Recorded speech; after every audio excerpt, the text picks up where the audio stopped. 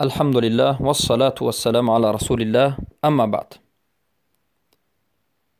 سوال شده است که آیا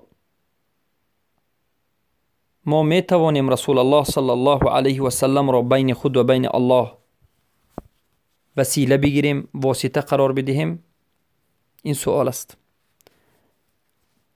البته واسطه گرفتن انسان، اولیای، انبیای، رسول، حتی محمد صلی الله علیه و سلم جایز نیست، حرام است، شرک است و هیچ انسان حق ندارد که بین خودش و بین الله چیزی را واسطه بگیرد، وسیله بگیرد.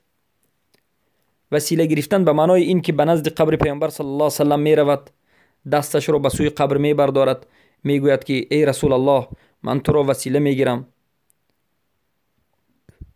به الله، یا که میگد ای الله به وسیله پیامبر مرا رحمت کن، به وسیله پیامبر، این چنین دعاها، یا که به جاهش. این همه شرک است و البته شرکی اکبر است.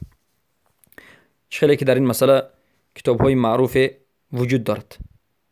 ما صاحبش رو کافر میگوییم و اما در مسئله به قتل رسانیدن این چنین انسان و خون مالش رو حلال گفتن حق نداریم، چرا که عذر در این مسئله جهل است و این انسان در روز قیامت حکمش حکم اهل فطرت است اگر جاهلانه این عمل را انجام داده باشد.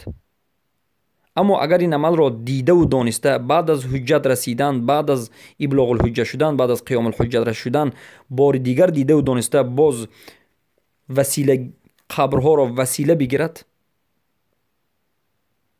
حتی قبر پیامبر صلی الله علیه و سلم باشد، هم این انسان کافر است، این دنیا و آخرت، در این دنیا و آخرت. بارک الله فیکم.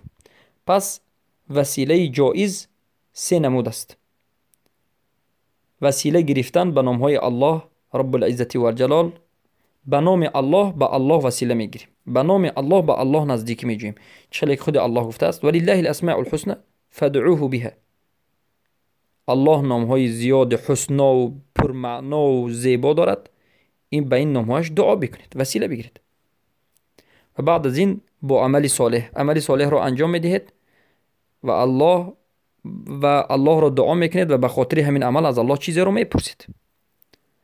و بعد از این طلب نمودن دعای یک مرد صالحی که به یا کسی انسان صالح، زن صالح یا مرد صالحی که به اعتقاد شما این صالح و صالح است. و این البته این نمودی وسیله جایز است، اما غیر این نمود همش غیر شرعی هست و حرام است و جایز نیست. بارک الله فیکم.